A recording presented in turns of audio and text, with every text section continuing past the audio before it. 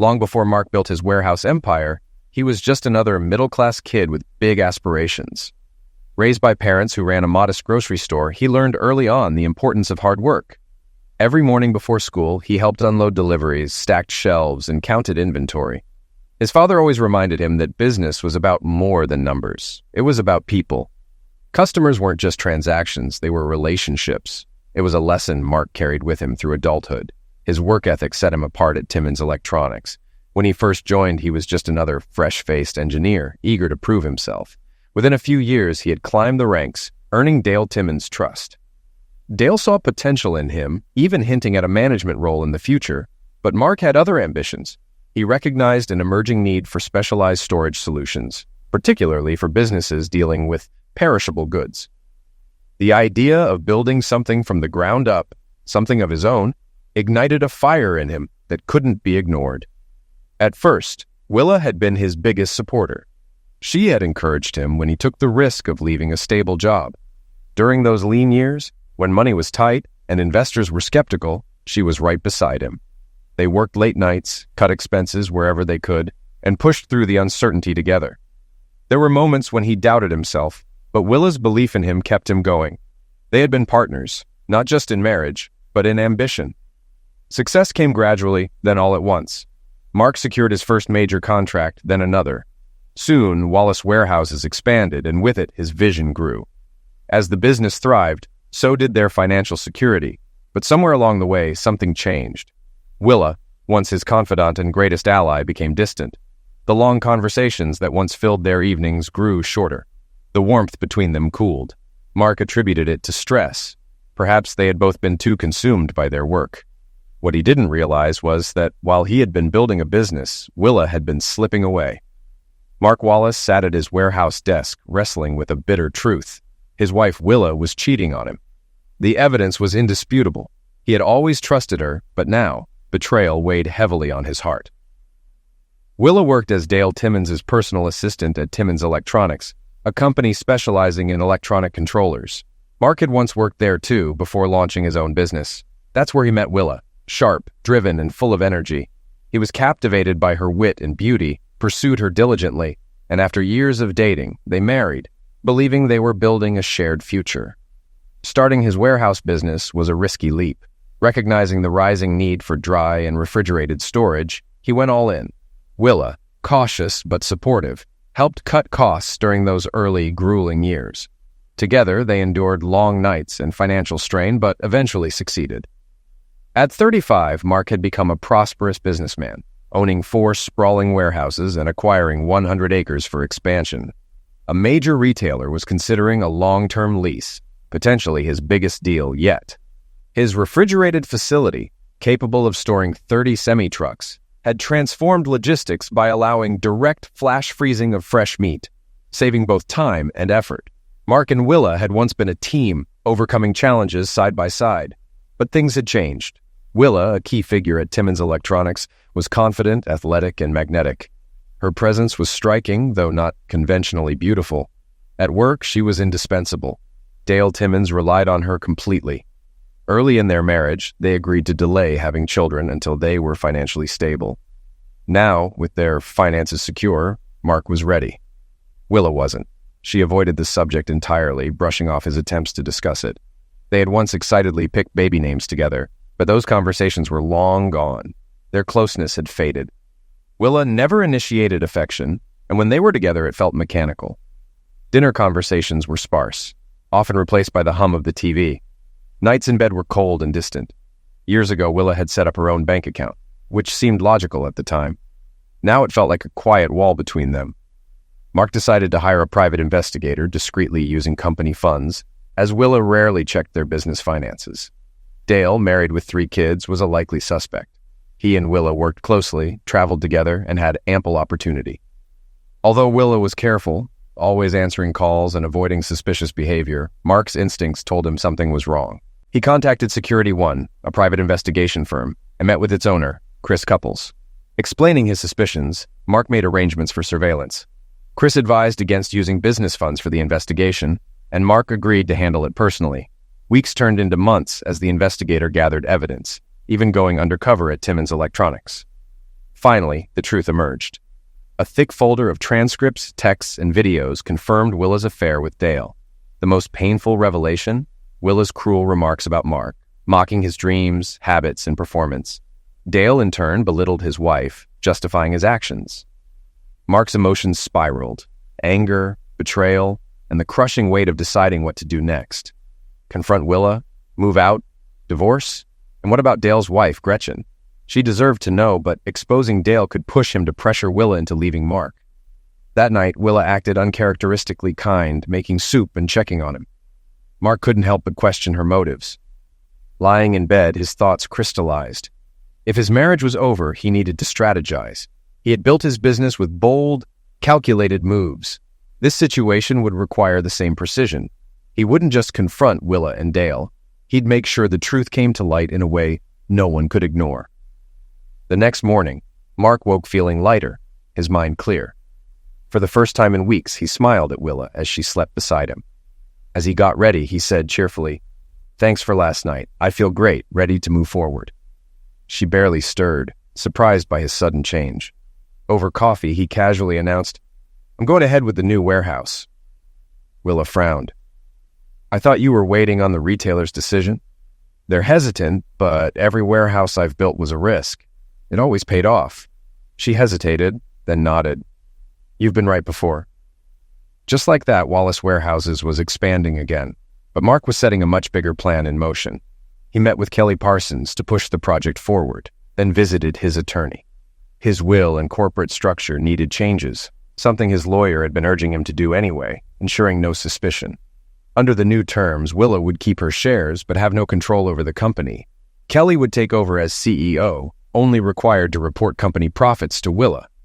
She could withdraw limited funds but couldn't drain accounts or dissolve the business. She could sell, but she couldn't destroy it. Patience was key. Over several weeks, Mark discreetly withdrew small amounts of cash, eventually saving $10,000. He visited a veterinary supply store, purchased needles, and did his research at the library to avoid leaving a digital trail. At home, he played the devoted husband, engaging, affectionate. Surprisingly, Willa responded, even initiating closeness for the first time in months. The irony wasn't lost on him. At the Timmins Electronics spring party, Willa predictably disappeared with Dale. Mark didn't react. With the warehouse foundation underway, it was time. Late at night, he sat alone in his office, pulled out the needle, and reminded himself that if pill users could access their veins, so could he. Wrapping a tourniquet around his arm, he swabbed the area with booze, slid the needle in, and let the blood flow through the clear tubing into a plastic bag. He monitored the amount carefully, enough for his plan, but not enough to weaken himself. The blood had to be human, his own. Lab tests would detect anything else. To prevent clotting, he needed an anticoagulant. Rat poison contained the necessary chemicals. Carefully, he adjusted the dosage, testing in small amounts. He stored the bag in his locked office mini-fridge and cleaned up. He would need another pint, but had to recover first. That night, he moved to the next step. Using Willa's email, he set up a new life insurance policy on himself for $1 million. Then he called Dale. "Willa's birthday is coming up. I'm throwing her a surprise party. Can you keep her at work late?" Dale didn't hesitate. "Of course, she's a key part of the team. A lot of people would love to celebrate her." Mark played his role perfectly. "Great. Bring her home around 7. That way everyone will be there to surprise her." With the party set, he finalized the details. Lavish catering, an expensive gift, a beautifully decorated cake. Everything was falling into place. A few days before the party, construction crews were preparing to pour the warehouse footings. It was time for more blood. That evening, he repeated the process, drawing another pint and disposing of the used supplies in a clinic dumpster. That night, while Willa slept, he retrieved the rat poison container from the garage. Wearing gloves, he pressed her hands against it, ensuring her fingerprints covered the surface before returning it to its locked cabinet. Then, the big day arrived. Mark arranged for one of Willa's relatives to be at the house early. To avoid suspicion, he told everyone he'd be running late. Instead of going to work, he parked around the corner and waited for Willa to leave. Once she was gone, he got to work. Wearing rain gear, he lay on the bed and poured nearly 2 pints of blood onto himself and the mattress, letting it soak deep into the fabric. He stood, allowing the remaining blood to drip onto the floor as he walked. In the bathroom, he rinsed off, leaving faint traces behind. In the kitchen, he selected a knife from Willa's favorite set, dipped it in blood, wiped it clean, and returned it to the block. Forensics would pick up microscopic traces. Next, he poured a glass of booze, laced it with rat poison, then dumped it down the drain, rinsing the glass before placing it in the dishwasher. For the final touch, he unrolled a plastic sheet, placed heavy objects on it, and smeared blood at one end. Rolling it up tightly, he dragged it through the house, leaving streaks leading to the garage, right to the spot where Dale always parked. Before leaving, he typed a short note and left it on the kitchen table. "Willa, I was called away on emergency business. Enjoy your birthday. We'll celebrate when I return." No signature.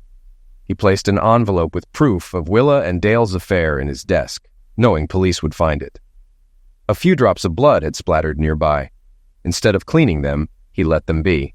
After stripping off the rain gear, he stuffed it in a trash bag and tossed it into a dumpster behind a liquor store, burying it under garbage. Then he waited. Soon, Willa's cousin arrived with the caterer, followed by more guests. Excitement filled the air. Mark expected someone to notice the blood quickly, but it took longer than anticipated. Then, murmurs spread. Someone had spotted droplets on the floor. Moments later, chaos erupted. A police cruiser sped up the street, sirens blaring.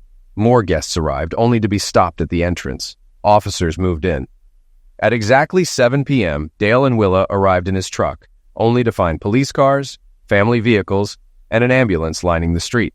Forced to park further away, they walked up, confusion written across their faces. From the shadows, Mark waited. As soon as they exited the truck, he moved swiftly, dropping a few small blood droplets into the truck bed. Then, he placed a roll of duct tape with a faint smear and a small blood-stained plastic sheet inside. Another breadcrumb for investigators. The trap was set. A few blocks away, Mark hailed a cab, instructing the driver to drop him near his new warehouse site. From there, he walked nearly 2 miles to avoid creating an obvious trail. At the construction site, he let a few drops of blood seep into the drying cement, planting another piece of evidence. Then he checked into a roadside motel, paying cash. He would stay low for about a week, long enough for the investigation and rumors to entangle Willa and Dale. By the time he resurfaced, their lives would be in ruins. That night, Mark slept better than he had in months. By morning, Mark needed updates. He bought a cheap tablet with cash and used public Wi-Fi to check social media. He knew exactly where to look. Willa's cousin, a notorious gossip, had been at the party early and was live posting every detail. Her latest update was everything Mark had hoped for. "We were setting up in the kitchen when a caterer slipped. On blood. At first we thought someone was hurt, but when we followed the trail, oh my God. It led straight to the bedroom. When we opened the door, it was a massacre. Blood everywhere. We called the police immediately. By the time officers arrived, they locked down the house. Then came the big question, where was Willa? Right at 7 o'clock, she showed up with Dale, laughing, completely clueless. The second she asked what was going on, the cops grabbed them both and took them to the station. That's when it hit everyone. Mark was missing. Mark leaned back, satisfied. Everything was going according to plan. He had removed his phone battery before vanishing, ensuring he couldn't be tracked. Instead, he relied on local radio. By the next afternoon, news outlets reported his disappearance. His wife and Dale were officially persons of interest. Mark smirked. They had taken the bait, but one detail caught him off guard. His face was everywhere. He needed to lay low. To alter his appearance, he decided to grow a beard, something he'd never done before. Still, he needed food. Wearing an old hoodie, he kept his head down and paid in cash at a fast food joint. That evening, he took a bus to a quiet lakeside town, renting a cabin and buying second-hand clothes. He blended in, spending his days fishing and chatting with locals. At night, he checked the news. The media had latched onto the story, dissecting every detail. Talk shows speculated about Willa and Dale's affair. Reporters spun a scandalous narrative, and the public devoured it. Checking social media again, Mark saw another post from Willa's cousin. Willa's parents are getting deadly warnings. People blame them for how she turned out. It's awful. They're good people. But now the whole town thinks she's a butcher. Mark hesitated. He had always liked Willa's parents. They had welcomed him like family. Now they were suffering for her mistakes. He hadn't considered the collateral damage. A bitter thought crept in. Maybe Willa and Dale would get cancer just like his parents. Not end, just suffering. A week and a half into his disappearance, things escalated. Mark was flipping through TV channels in his cabin when he stumbled upon a live press conference. The district attorney stood behind a podium, reading a statement. Though Mark had missed the beginning, the most important part was clear. Willa and Dale had been indicted for homicide. His heart pounded as he pulled up his hometown newspaper. The front page headline confirmed it. Mark smiled. Everything had fallen into place. The DA was up for re-election, and this case was a political move. Normally, indictments wouldn't come this fast, but securing one before the election was a power play. The DA's statement laid out the case. The bedroom was covered in blood, leading to the garage, where the trail stopped. Forensics confirmed the blood belonged to Mark Wallace. Traces of warfarin, the active ingredient in rat poison, were found in the blood. A rat poison container covered in Willa's fingerprints was recovered from the home. A glass in the dishwasher contained traces of poison with Mark's fingerprints. A kitchen knife bore his blood. A letter from Mark claimed he had left on business, but his car remained in the garage, and no belongings were missing. His business partner confirmed he had no scheduled trips. Willa had recently taken out $1 million life insurance policy on Mark. Blood matching Mark's DNA was found in Dale's truck, along with blood-stained duct tape and plastic sheeting. Both suspects had passports and frequently traveled, making them flight risks. Mark leaned back, satisfied. Even a local columnist had published an editorial condemning cheaters and their betrayals. The plan had worked flawlessly. But then, reality set in. What would happen when he reappeared? Could he be charged with fraud, obstruction, or worse? He had to act before the DA realized they had been played. Mark took a bus to the nearest city and bought a prepaid phone. When the clerk asked for ID, he spun a convincing story. He had lost his wallet and needed to call his family. With the new phone in hand, he dialed the police tip line. A long pause stretched over the line before a voice finally answered. "This is Detective Mike Rollins. This call is being recorded and traced per department policy. How can I help you?" The response came quickly. "Detective, this is Mark Wallace. I understand you're looking for me. I want to assure you and the DA that I'm alive and unharmed. The scene at my home was staged to expose my wife's affair. I expected police involvement, but I never thought charges would be filed before I returned." Rollins frowned, skepticism evident in his tone. Too many imposters had already claimed to be Mark Wallace. He proceeded with a series of verification questions. Mark answered each one without hesitation. Finally convinced, Rollins spoke again. "Mr. Wallace, we need you to come in immediately. Are you in danger?" "No," Mark replied. "I left town to avoid suspicion. No one knows where I am." He knew the call was being traced. He kept moving, blending into the steady flow of pedestrians. As a bus pulled up, he boarded, dropping cash into the fare box. Outside, a patrol car cruised past, scanning the faces on the sidewalk. Mark's voice was calm, but deliberate as he continued. "Detective, I assume you've already sent units to find me. I won't resist if they catch up, but I'm not turning myself in just yet. The DA can spin this to his advantage. He was just following the evidence." From his window seat, Mark watched as the patrol car turned down a side street and disappeared. A smirk crossed his face. "I'm removing the battery now. I'll be in touch." Before Rollins could respond, Mark ended the call, yanked the battery, and let the bus take him farther from the search area. Later, he stopped at a roadside motel and reinserted the battery to make another call. This time, to his attorney. The lawyer's reaction was immediate. "Mark, do you realize you could be charged? Conspiracy, obstruction, maybe even fraud. You let everyone think you were eliminated. Your friends and family are devastated." Mark remained silent, letting him vent. He had expected this reaction. When the lawyer finally paused, Mark spoke evenly. "Right now, I need you to handle the DA. Detective Rollins will inform them I'm alive, and I need someone negotiating before this turns into a legal disaster." The lawyer let out a resigned sigh. "That's a given. I also need a divorce attorney," Mark continued. "By now, Willa's probably a pariah. That was the goal. I wanted her to wear the scarlet letter. When the time is right, you'll handle the filing." The lawyer exhaled sharply. "You really went all in on this, didn't you?" Mark didn't hesitate. "I want Dale served with alienation of affection papers. If his company has a non-fraternization policy, I want him to pay for screwing my wife." The lawyer scribbled notes as Mark laid out more demands.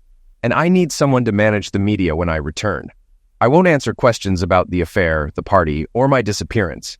I need someone running interference." His attorney agreed, setting up secure communication in case the DA tried pulling phone records. Mark called Kelly Parsons, his chief operations officer. She immediately hung up. He smirked. Expected. Dialing the company's main switchboard, he told the receptionist, "If she hangs up again, reconnect me." After a brief pause, a wary voice answered, "This is Kelly Parsons. How may I help you?" Mark's response was immediate. "Kelly, don't hang up again. I'd hate to find your replacement. It's me, Mark." Kelly's tone sharpened with suspicion. "How do I know it's really you?" Mark chuckled. "I admit my stunt worked a little too well, but I assure you I'm alive." Kelly wasn't convinced that easily. After grilling him with security questions, she finally accepted the truth. "When are you coming back? Have you contacted Willa?" Mark sighed. "Not yet. My attorney is making sure I'm not facing charges. And no, I have no plans to speak to Willa. She used me, our house, our money, while sleeping with Dale." A pause. Kelly hesitated before speaking. "I wish you'd talk to her." Mark scoffed. "Why?" "She's falling apart," Kelly admitted. "Her family disowned her, not just for the affair, but for the homicide accusation. She has no one. She even called me yesterday, panicked, convinced Dale had you liquidated and set her up." Mark exhaled. "I get it, but I only wanted to humiliate her for what she did. We built our business together, sacrificed, agreed to wait on kids. Then, suddenly, she didn't want children anymore. We had names picked out. We bought our house for a family, and she decided, on her own, that her career mattered more than our plans." His voice hardened. "And then I read those transcripts, the things she said about me. She never loved or respected me. I wasted my time. I watched my dream of being a father slip away. She had to pay for that." Kelly stayed silent. Mark continued. "I know this wasn't the best way to handle it, but if we divorced, she could have destroyed everything. Now, even if I lose it all, she'll always carry this scandal. She'll always be the woman who might have eliminated her husband." Kelly didn't argue. Instead, she updated him. The warehouse was under construction, and police had searched the site with ground-penetrating radar. Mark smirked. They were still looking for his body. Business was stable. Willa had only accessed one account, to hire a lawyer. No unexpected withdrawals. Satisfied, Mark exhaled. "Fine, I'll call Willa." Kelly gave him an alternate number. Willa's usual lines were flooded with calls, some hateful, some sympathetic, and non-stop media requests. She was laying low, promising the DA she wouldn't leave town. Dale was also in hiding, but due to deadly warnings, his business was collapsing. Gretchen had wasted no time filing for divorce. She wasn't standing by a cheating husband accused of homicide. She even got a restraining order. That news made Mark smile. After his long call with Kelly, his prepaid phone was nearly dead. He left it charging and went to a marina restaurant for lunch. Back at the cabin, he found his phone fully charged. He started dialing Willa's number, then hesitated. She might not answer an unfamiliar call. Instead, he reinserted the battery into his personal phone. Let her see his name. She answered on the third ring, her voice cautious. Mark briefly considered whispering like a ghost from the grave, but decided she had suffered enough. "Willa, it's Mark." Silence. A long, heavy silence. "Are you there? It's me. I'm alive." Then suddenly she broke down, gut-wrenching sobs, not just crying, but completely unraveling. Mark waited, letting her release it all. When she finally spoke, her voice was raw and hoarse. "Mark, is it really you? You sound like him, but so did the others. How do I know?" Mark sighed. "Remember the first time we got caught in the rain? We were in the middle of something when it started pouring. You made me swear never to tell anyone." A sharp inhale. Then, in a whisper, "Oh, Mark, it is you. You said others sounded like me. What happened?" "I kept getting calls," Will admitted. "Some from your number, even the house phone. Hackers, I guess. Every time a ghostly voice accused me of homicide. I was losing my mind. I almost didn't answer this time, but Kelly told me you were alive." She paused, steadying herself. "I started believing you were really dead, that your body was hidden. I even accused Dale. I knew only one thing. I was innocent." Before Mark could respond, she continued. "I don't know whether to be relieved or furious. You did this to me. To us. I want to hug you and slap you at the same time. If I yell, it's because I was terrified." Her voice cracked. "I need to know why. Why, Mark? Did I really treat you that badly?" Mark kept it brief. "You cheated with your boss. You refused to have kids. Our marriage was sexless. You used our house like a hotel. Your career and your affair were all that mattered." A beat of silence. "I bet you even went back to our house that night and let him have you again." She started to protest. Mark hung up. Without hesitation, he powered down the phone, pulled the battery, and stuffed it into his duffel bag. Drained, he collapsed onto the bed and fell asleep. When he woke, night had fallen. He walked back to the marina, had a light meal, and considered his next move. He was getting bored. Fishing had been a good escape, but he couldn't stay here forever. It was time for something new. Back at the cabin, he flipped through news channels. No mention of his case. The DA must have been scrambling, trying to spin the fact that Mark had outplayed them all. He smirked as an old rerun of The Fugitive played. A man falsely accused, on the run, avoiding capture. Should he do the same? He still had most of his $10,000 in cash. Unlike fugitives of the past, he had online banking, credit cards, and access to his money. He could stay in touch with his attorney. Kelly could update him on the business. He could even fly in for meetings and leave before anyone realized he had been there. By morning, he had made his decision. That afternoon, Mark packed up and left. At the pier, a young boy watched the fisherman with longing eyes. "You like fishing?" The kid nodded. "Yeah, but I don't have any gear." Mark handed him his rod, reel, and tackle box. "It's yours." The boy's eyes widened. "For real?" "Yeah, kid. Enjoy it." Before the boy could stammer out another thank you, Mark walked away. At the bus station, he bought a ticket to the nearest city with an international airport. From there, he could go anywhere. Over the next year, he traveled. He stayed in cities for a week, sometimes longer, before moving on. Eventually, he tired of hotels and bought a Class A RV, turning it into a mobile home. He'd drive to a new city, park at an RV site, rent a car, and explore. He visited museums, historical sites, and national parks. He attended sports games, professional, college, even high school. Some nights he went to bars, blending into different cities. He never drank too much. He was careful. Occasionally, he met a woman, but he had rules. No married women. "I won't do to another man what Dale did to me." The encounters were brief, never more than a few nights, before he moved on. Back home, Willa fought the divorce. She demanded counseling. The judge ruled against her. Then she demanded a share of the business. Mark's lawyer shut that down. She could receive profits, but she couldn't dismantle what he built. She got the house, the cars, everything inside. It was a hefty settlement. Meanwhile, Dale disappeared. The SEC was after him for financial crimes. With Dale gone, Willa rebuilt Timmins Electronics, saving it from bankruptcy. Then came the inevitable request. Willa wanted a meeting. Mark agreed. He arrived the same way he had left, by bus. To stay discreet, Mark parked his RV 100 miles away, took a taxi to the depot, then rode into the city. Another taxi dropped him at the upscale hotel where the meeting was arranged. Before entering, he scanned the area. He doubted the police still cared, but he wasn't taking chances.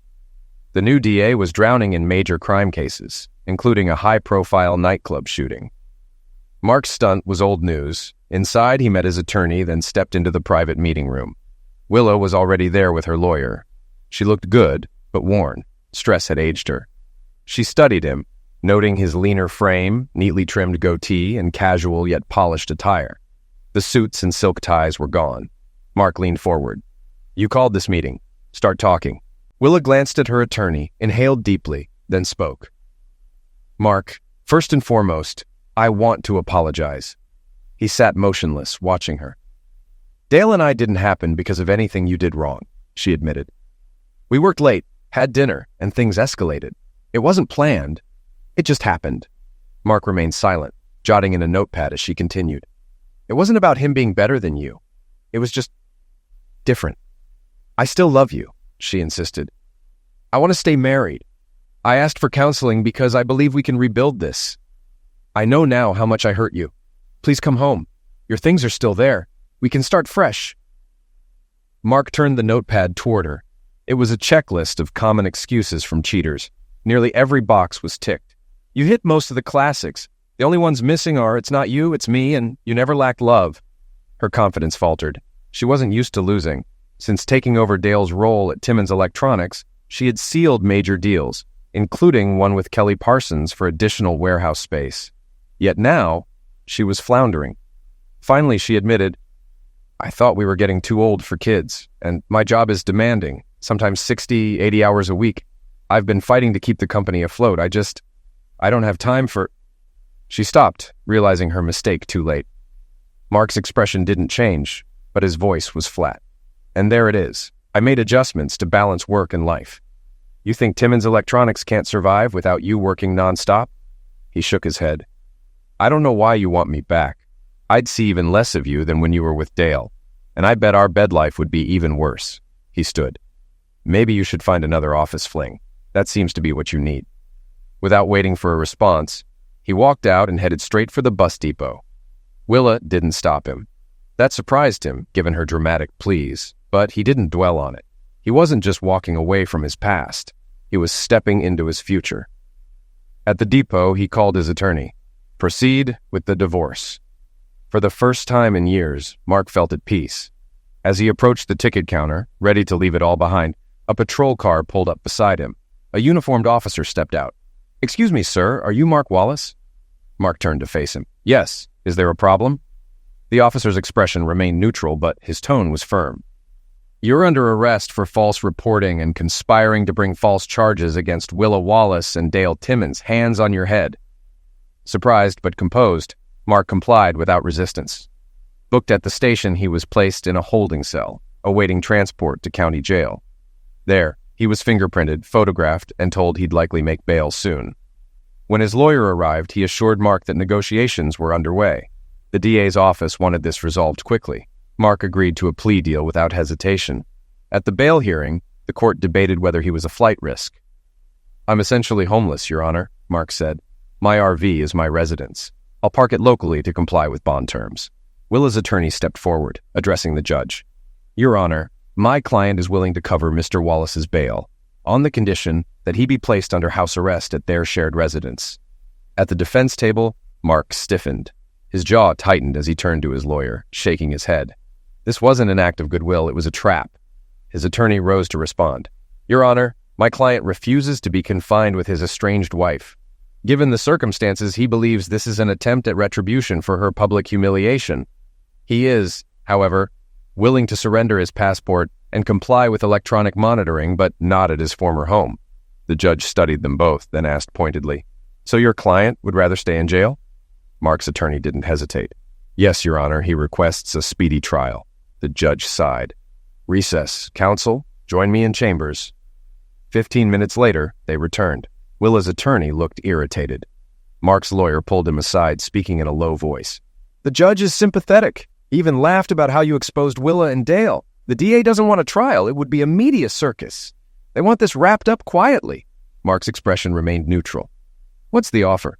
Plead guilty, pay a fine, serve 1 year of probation. It was fair. A trial could mean actual jail time. Fine, Mark said. Back in the courtroom, the judge addressed him. Mr. Wallace, how do you plead to the charge of making a false police report? Guilty, Your Honor. The judge nodded. You're fined $1,000 and sentenced to 1 year of probation. Just like that, he was free. After leaving jail, he pulled out his phone and called Kelly. Kelly, I'll be here for a year on probation. Can you arrange for my RV to be brought into town? Any corporate housing available? Actually, yes, she said. I bought a small apartment complex last year. We keep 2 units for clients. They're fully furnished. Pick one and I'll handle the rest. Within hours, he was settled into a sleek, modern apartment. That night, he cracked open a beer, watched TV, and let himself relax. The next morning, he walked into his office for the first time in what felt like forever. The place looked different. Kelly had expanded and modernized operations. His longtime employees welcomed him back warmly. Newer ones eyed him cautiously, unsure how to react to the man behind the scandal. Kelly smiled. So what's next? Are you taking back control, and if so, where does that leave me? Mark grinned. You've done an incredible job. The company's growing and expansion is coming. I want you here long term. How do you feel about owning a percentage of the business? Kelly's eyes widened. She had expected to keep her position, not an equity offer. As they discussed plans, she hesitated, then smiled. Mark, I want to stay CEO, but I also want time off soon. My husband and I have been waiting for the right moment to start a family. I'm 6 weeks pregnant. Mark blinked, then broke into a grin. Congratulations. Of course, I'll cover while you're on leave. Kelly beamed. By the way, would you like to be the baby's godfather? Mark was speechless. Then he laughed, pulling her into a hug. Absolutely. In the following weeks, Mark reacquainted himself with company operations and Kelly's expansion plans, approving every proposal. Since Willa was still a co-owner, she had to be informed of major business decisions, but surprisingly, she raised no objections. Instead, she focused on trying to mend their marriage. She cycled through different tactics, pleading, manipulation, even legal action. When all else failed, she petitioned the court for mandatory counseling. Mark couldn't refuse without risking contempt charges, which could jeopardize his probation. Expecting bias, he was surprised when Dr. Marcia McClellan remained neutral. During their private session, she focused on Mark's background, childhood, education, and marriage, steering clear of the staged crime scene's media frenzy. Eventually, she asked why he hadn't let Willa and Dale be prosecuted. Mark was blunt. He despised Willa's betrayal, but couldn't let her be convicted of a crime she hadn't committed. I regret how my setup affected her relationships. That was never my goal. I just wanted her to feel the same betrayal she inflicted on me. Afterward, emotionally drained, he went home, poured a bourbon, and unwound. Between sessions, Mark focused on work. Since probation kept him from traveling, he delegated property scouting to his team, a valuable learning experience for everyone. The first couple's session was tense. Willa tried sitting beside Mark, but he positioned himself strategically, ensuring he could read both her and Dr. McClellan's expressions. The counselor started by revisiting their past, how they met, early dates, and when they first fell in love. She explored their wedding, probing for hidden resentments, but there were none. Their wedding had been a happy memory. For homework, they were tasked with listing moments when their marriage began to decline. As they left, Willa begged Mark to come home. He ignored her and disappeared into traffic before she could follow. At the next session, Mark outlined their marriage's breakdown, her long hours, the loss of affection, and the gradual emotional distance. He explained how, after months of isolation, he'd hired a private investigator. Willa had a different take. She claimed she had still loved him and insisted her affair wasn't a betrayal, just separate. Mark had expected that excuse. Without a word, he pulled out a portable DVD player and pressed play. The recording began mid-conversation. Baby, that was good. You do me better than Mark ever could." Dale chuckled. "I don't know why I even married him," Willa's voice continued. "I almost divorced him when he quit working for you and started that stupid warehouse business. My job kept us afloat. I should just leave him and be ready for you all the time." Then Dale's voice. "Have you cut him off from Zex like I asked? I don't want anything from your chicken husband. I keep myself pure just for you." Mark paused the video and turned to Willa. She sat frozen, hands trembling, pale with shock. "You say the words, but I know better," Mark said evenly. "You claim to love me, yet you said that. And now you expect me to come back?" He turned to Dr. McClellan. "I see no point in continuing. Willa lives in a fantasy where she's never at fault and expects me to beg for scraps of affection. She doesn't want a husband, she wants a doormat." The counselor sighed.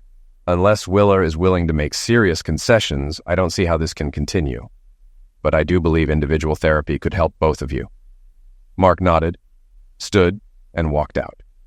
He had work to do. Willa followed. Desperate for one last chance, she asked him to talk. Despite everything, Mark agreed. He led her into the warehouse's small training room, ensuring privacy. Sitting across from her, arms folded, he said, "This is it. Say what you need to say, then leave." Willa studied him. She had seen him happy, frustrated, even heartbroken. But now he was indifferent. Taking a shaky breath, she finally spoke. "I'm so sorry you heard that recording. I never meant for you to. I never really felt that way about you.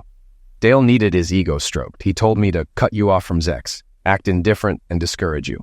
At the time, I thought it was just a harmless game." Her voice faltered. "We even laughed about it, about how frustrated you must have been. We thought it was funny."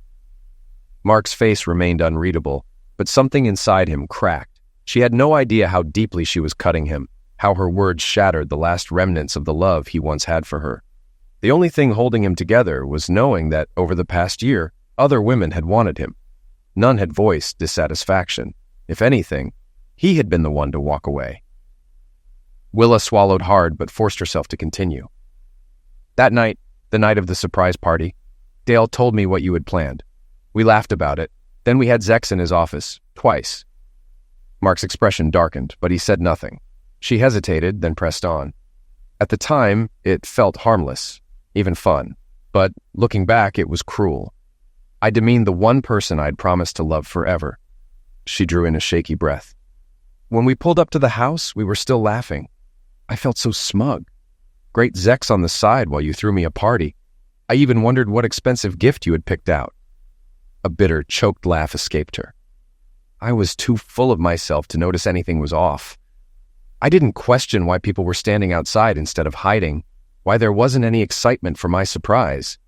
Her voice broke. Then we heard about the blood. Speculation swirled that night. The only certainty was that Mark was missing, and there was a lot of blood. Willa shook her head, her gaze distant. At first, I denied everything. Some people still wished me a happy birthday. Then the rumors spread. People backed away, and then someone asked what we had done with your body. Her hands covered her face as she struggled to hold herself together. That's when the fear set in. More police arrived. Some guests left, but most stayed, watching. An officer pulled me aside and started questioning me. They asked where I had been that evening. She exhaled shakily. Of course, I couldn't say I was screwing my boss in his office. But that's exactly what I was doing, while you were supposedly being attacked. Her voice cracked. I felt sick, and I think that's exactly what you wanted, for me to feel that fear, that helplessness. And I did. She wiped at her face, took another shaky breath, and continued. My husband, the man I vowed to love forever, was missing, maybe even dead, and I had been acting like a selfish, thoughtless fool. Then they took us in for questioning. That's when I found out you had known all along about Dale and me. Her voice trembled. They showed me everything, every message, every recording, every cruel word I'd ever said about you. They made me watch it all. Willa broke down again. When she finally regained control, her voice was barely above a whisper. I was shattered. I thought you were dead, and they were accusing me of eliminating you. They kept asking about Dale's finances, whether he needed money. Then they showed me an insurance policy, a new one I supposedly took out on you. She swallowed hard. I was so blindsided I couldn't even think straight. Finally, I asked for a lawyer just to make it stop. Mark stood, poured her a glass of water, and set it in front of her. She took it with a quiet, "Thank you," before continuing. With all the speculation and accusations flying around, I even started to wonder if Dale had something to do with it. The police found plastic and duct tape with your blood in his truck. They kept pressing me about his business, about our affair, and I started asking myself, did Dale actually hire someone to get rid of you? That insurance policy could have helped him a lot. She let out a slow, unsteady breath, her eyes filled with despair. For the next week, I lived in hell. My husband, the man I still loved, was presumed dead. My own family believed the rumors. My parents refused to speak to me. My siblings cut me off. Her voice cracked. I couldn't stay in the house, but I had nowhere else to go. And when I did step inside, all I saw was the blood. Your blood. The lab confirmed it. She looked up at him, her expression raw with disbelief and fear. Mark, where did you even get that much blood? Willa swallowed hard. Then the police came again. This time, they had questions about rat poison. I didn't even know we had any, but my fingerprints were the only ones on the package. She shook her head, disbelief written across her face.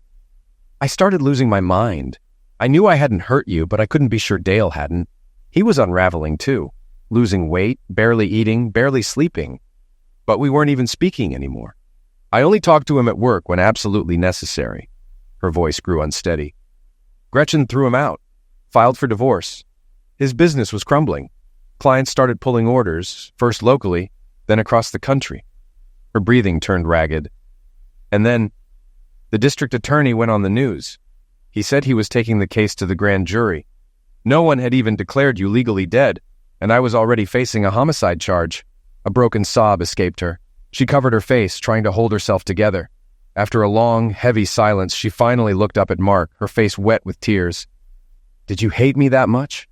Did you really want to destroy me? She looked so lost, so completely broken. For the first time, Mark felt something close to regret. Willa lowered her gaze to her hands, her voice barely above a whisper. You won. Everyone abandoned me.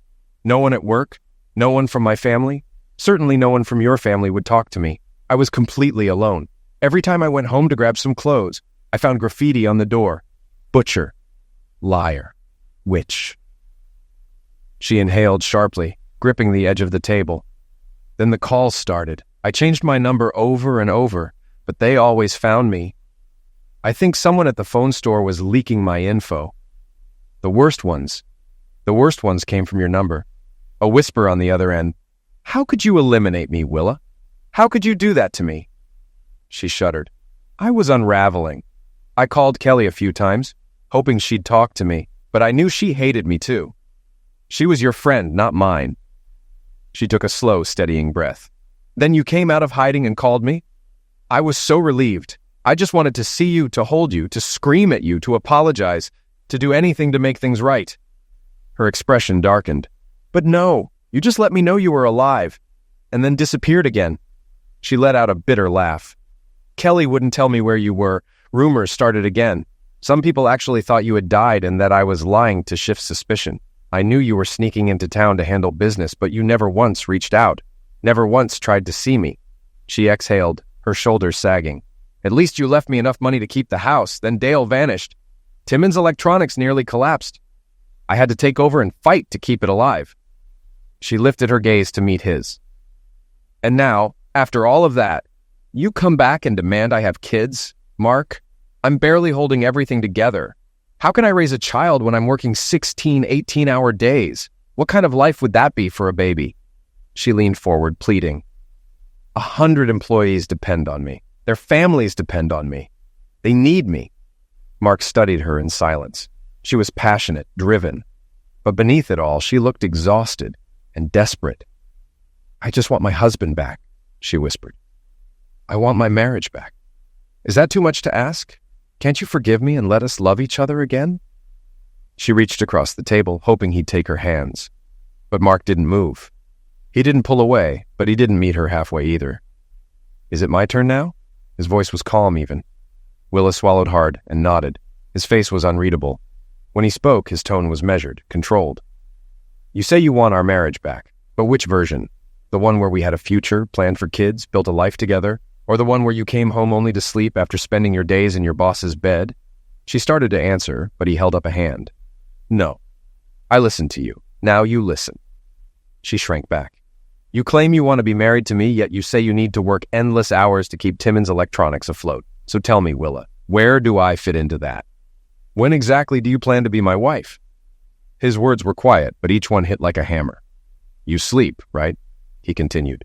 She nodded silently. Then what's left for me?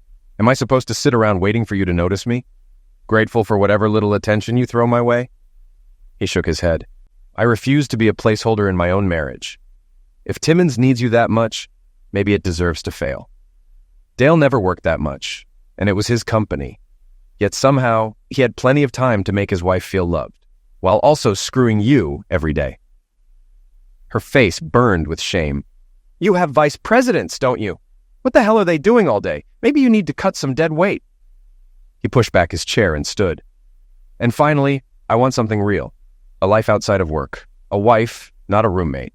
And I will not be second place in my own marriage. Mark walked to the door and pulled it open. I assume you still feel passion sometimes. You certainly seem to crave it with Dale, just not with me. Maybe you should just hire someone. Schedule your encounters like business meetings. It would be more efficient. And if you're just looking for warmth at night, get a dog. A dog will love you unconditionally. A dog will be loyal. A dog will forgive you. He turned back, meeting her eyes one last time. I won't. Then he walked out. Willa sat frozen, hollow inside. All she had left was Timmons Electronics. The company was her life. But what if Mark was right? What if the sacrifices she was making weren't worth it? What if no one truly cared that she was burning herself out to keep the business afloat? Did Timmons Electronics even matter in the grand scheme of things? Or was she just another executive, easily replaced? She suddenly felt much older than her 38 years. She stood slowly, glancing around the busy warehouse. So many employees, yet none of them knew her. Another thing Mark had been right about. She was co-owner of a thriving business, yet the only people she really knew were her estranged husband and his COO. It was a sobering realization. That night, she decided to visit the local animal shelter. Maybe a dog would make her house feel less empty. Maybe it would give her a reason to look forward to going home. In the days that followed, Willa stopped trying to win Mark back. Their lawyers finalized a settlement, and she agreed to sell her share of Wallace Warehouses for a set price. This allowed Mark to do something he had wanted for a long time: grant Kelly Parsons 10% ownership in the business.